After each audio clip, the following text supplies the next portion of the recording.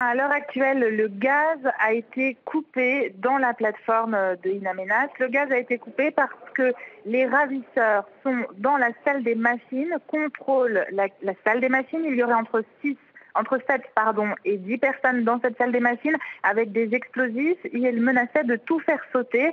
Les autorités algériennes et donc les autorités locales ont décidé de couper le gaz. Autre information donnée par les autorités algériennes, donc de sources fiables.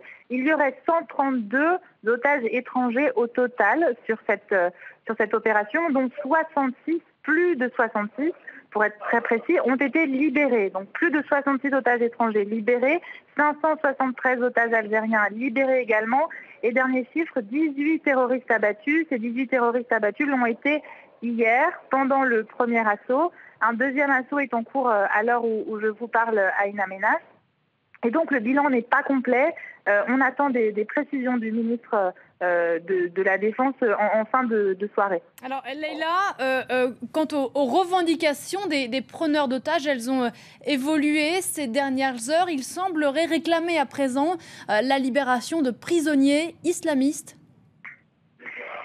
Ce que l'on sait avec certitude, c'est qu'au départ, cette opération avait été envisagée avec l'intention de prendre en otage des travailleurs étrangers, de les acheminer au Mali et exercer des pressions sur les pays qui prennent part à l'intervention au Mali contre les groupes islamistes.